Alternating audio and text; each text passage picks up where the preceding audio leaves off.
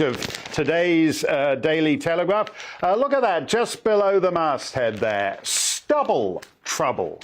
UK's toughest police chief tells officers to shave. Ooh, UK's toughest police chief. He's super butch.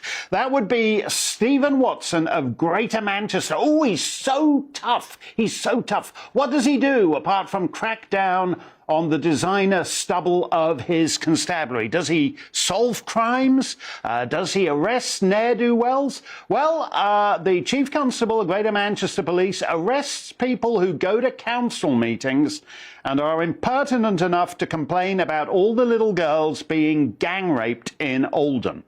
As you know, and you certainly should know, for the entirety of this century, thousands and thousands of poor English girls in towns across the realm have been abused by Pakistani rape gangs. That's the unfortunate reality of vibrant diversity. There's two kinds of evil at play here. There are the guys who like raping little girls, a lot more than you'd think, because they organise themselves in Rotherham and Oldham and Telford into fairly open social clubs for serial gang rape. It's not a dark, furtive taste you have to keep to yourself. It's shared and networked and structured through local businesses such as taxi firms, and indeed through the council departments and welfare agencies and even the police stations themselves. So those are the guys who do the raping of the little girls. Then there are the guys who don't actually rape the little girls themselves, but they couldn't care less about the guys who do. So they're part of the problem because they enable the problem. And they're policemen, and they're social workers, and they're counsellors. And we call them out on this show because no matter how they fail their most basic duty to protect the most vulnerable in their communities, somehow, through all the damning reports, they manage to keep their jobs and their pensions and all the rest of it. And as long as they're in charge in these cities, the gang raping will continue, which is not a small thing. Yesterday, we mentioned something extraordinary. In Oldham, 12-year-old rape victims get sloughed off by the desk officer in the police station and then taken away by more rapists while they're waiting in the lobby. That's not, alas, the extraordinary part. That's just the way it is in Oldham. What's extraordinary is that the same regime that's totally indifferent to the serial gang rape of little girls is extremely touchy and sensitive if the citizens are minded to bring it up at public meetings. So in Oldham, the council and the coppers who did nothing about the Pakistani rape gangs are now issuing ASBOs, that's anti-social behaviour orders. They're now issuing ASBOs to residents who have the poor taste to complain about the council's indifference to the gang rape. And in fact, they're arresting citizens who go to meetings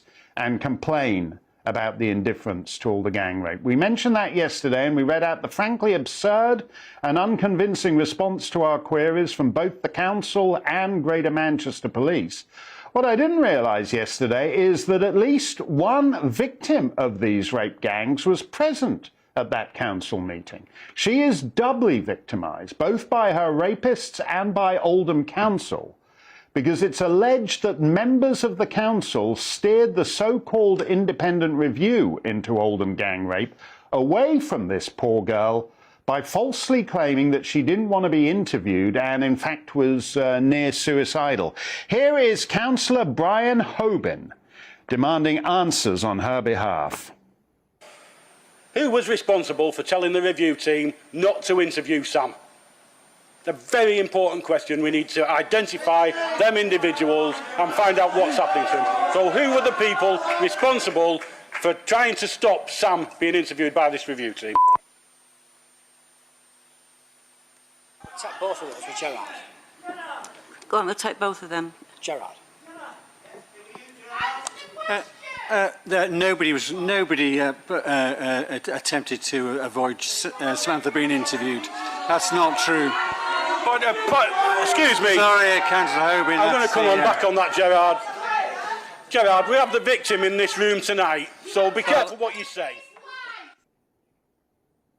Yeah, be careful what you say. Something is rotten in the state of Oldham and of Telford, Rotherham, Rochdale, on and on. The dishonesty continues, the corruption continues, the betrayal of England's girls continues. If you're into politics, these are, as it happens, Labour Party towns for virtually the entirety of living memory. Could be just coincidence, but it would be worth talking about, don't you think? And yet Keir Starmer and the Labour leadership never get asked about the Pakistani gang rapists or the Labour councillors who deny justice to their victims. We're going to stay on this story.